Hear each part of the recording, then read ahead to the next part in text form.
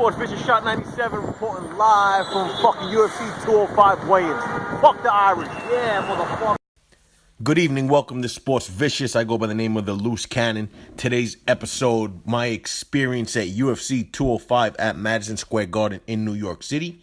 My night started out perfect, just perfect. Went to a Thai-style restaurant on 7th Avenue between 31st and 32nd Street. Me and my lady ordered out entrees, had 2 pitchers of sangria, 2 shots of tequila. Later on in the night, my homeboy and his wife joined us. You know, he ordered himself an appetizer, drank 2 rum and cokes. His wife had 2 mojitos or 2 hurricanes, whatever the fuck it was. I asked for the check about 30 minutes prior to the first bout of the night.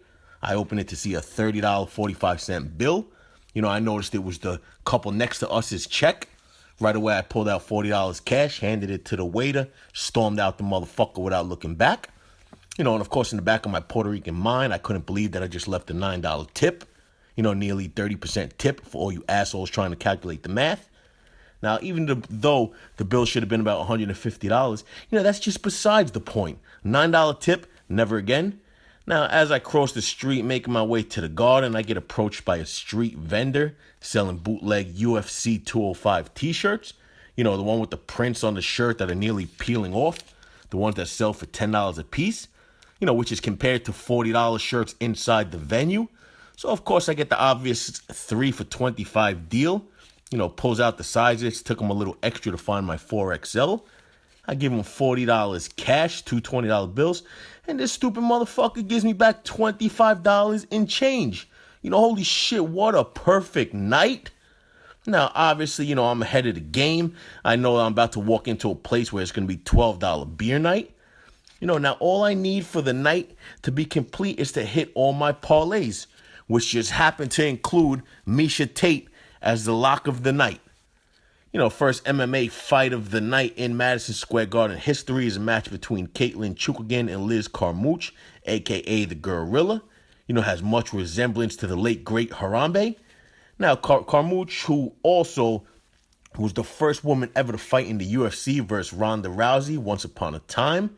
You know, she gets the decision victory over Chukagian. Now, listen, never mind checking Gorilla for steroids.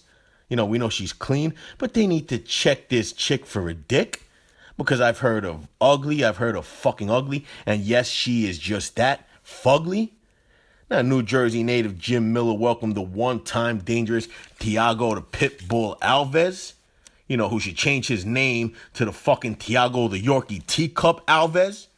Hillbilly white boy from Sparta, New Jersey, won via unanimous decision over the Roman dog Alves from the streets of Brazil. Now, the return of the Eagle Khabib Nurmagomedov took on the always dangerous Michael Johnson. Johnson rocked the Eagle early in the bout until Khabib went to his bread and butter and dominated with the ground and pound.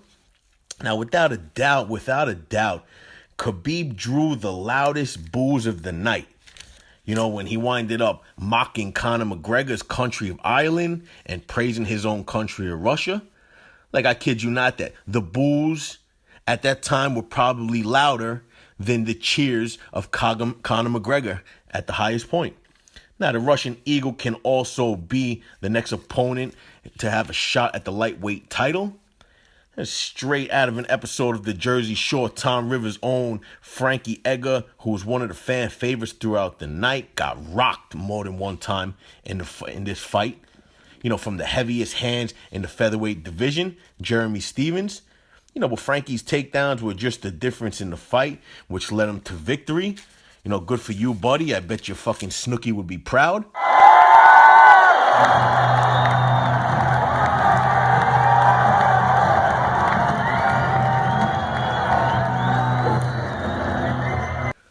Now, my night was going great. Just going fucking perfect until about 10:15 p.m. You know, I said it earlier, I took so many parlays, and in each one of them, I had my lock of the night, Miesha Cupcake Tate. You know, she was taking on her one-time student from the season of The Ultimate Fighter 18, Rocky Pennington. Tate, who fought the likes of Ronda Rousey twice. She beat former champ Holly Holm to win the belt. She was more than a 2-1 favorite for this fight. You know, fuck. You know, yeah, I saved $130 on dinner. So what? I got over on a fucking street thug for $10 in front of Madison Square Garden with the t-shirts. You know, Misha Tate, I bet you cost me $1,200 out of pocket. About $3,000 in winnings. Then after your loss, you have the nerve to fucking retire? You know, bitch, I will do anything to see you get your ass kicked one more time. I mean, shit, I fly all the way to the fucking Brazil, Australia. I got no problem sitting ringside just so I can talk shit in your ear while sitting ringside. Now, listen, it's one thing to lose, but to lose your title on your last outing, and then you've been putting your 2 cents all over the internet about Ronda Rousey's return and how you would like to meet her again, and you don't even show up against a fucking Rocky Pennington? You know what the fuck is a Rocky Pennington? I mean, fuck retiring. I'm looking forward to seeing you in the newspaper in the near future. You know, hopefully the obituary section. Now, one fight I really look forward to, which was actually the first fight announced for UFC 205 at Madison Square Garden months ago. You know, obviously this means they had more time to prepare and train more than any other competitor.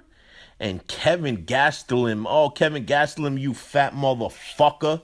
And yes, that's right, I'm calling someone else a fat motherfucker. You know, it's the fucking pot calling the tea kettle black, whatever you want to call it. You missed weight again? Again? You know, this ain't the first nor the second time you've pulled this bullshit. Dana White, please, we need to fire his ass. You know, I really don't ever want to see this dude in the octagon again. You know, unless it's versus that bitch Misha Tate. You know, then holy shit, yes, I'd love to see that if we can make that happen.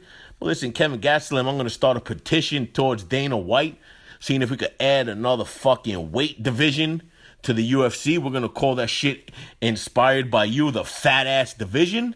You know, fuck you. Cowboy Cerrone, nothing but respect for you, sir. Always showing up on top of your game. It's a shame we couldn't see you live perform at Madison Square Garden. Now, New York native Chris Weidman, that music, that entrance was on point. You know, a mix of all the New York anthems, from rap to rock to any type of music you can think of.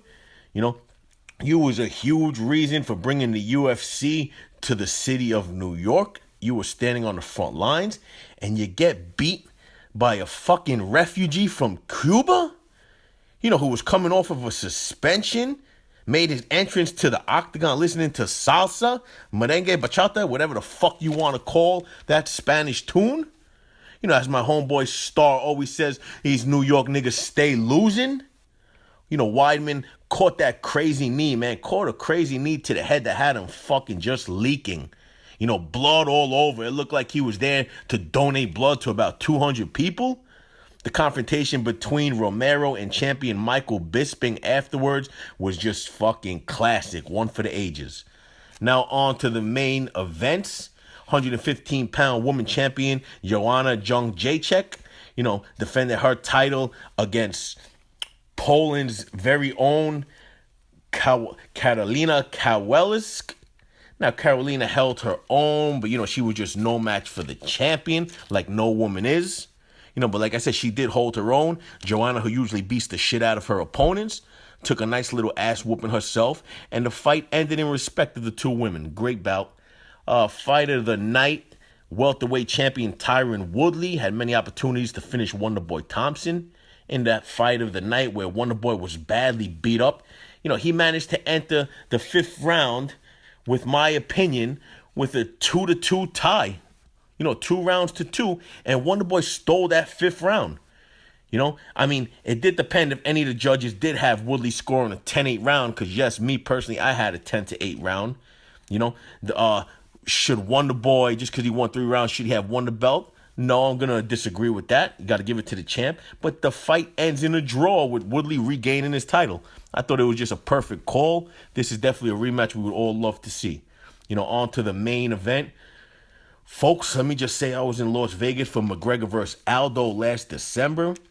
You know, those Irish McAssholes just rolled deep.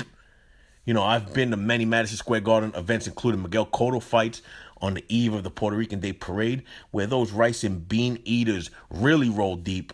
But holy shit, holy shit. That crowd I experienced last night was fucking just electrifying, to say the least. Now, those Micks from Ireland were rolling heavy, deep. So even though Misha fucked up all my bets early in the night, I had nothing to lose, nothing wagering at the point. But I kid you not, I promise you, I would have put the house on it that Eddie Alvarez was going to knock Conor McGregor the fuck out. Knock him out, put him to sleep. We seen him beat the likes of Cowboy Cerrone, Gilbert Melendez, Pettis, Dos Anjos. He fought some real deal fucking guys and finished them. So I just got to say, obviously it was the total opposite of my prediction. Conor McGregor, you truly are the real deal. With knockouts over Aldo and a knockout over lightweight champion Eddie Alvarez. I just want to say I will never, ever, ever doubt you again. Even though Section 200 tickets cost me $700 a piece, it was a great experience to be part of history for the UFC, Madison Square Garden, and New York City. This is Sports Vicious. I do go by the name of the Loose Cannon. Subscribe for more videos to shot97.com, and you can reach me on Twitter at Sports Vicious. Until next time, later.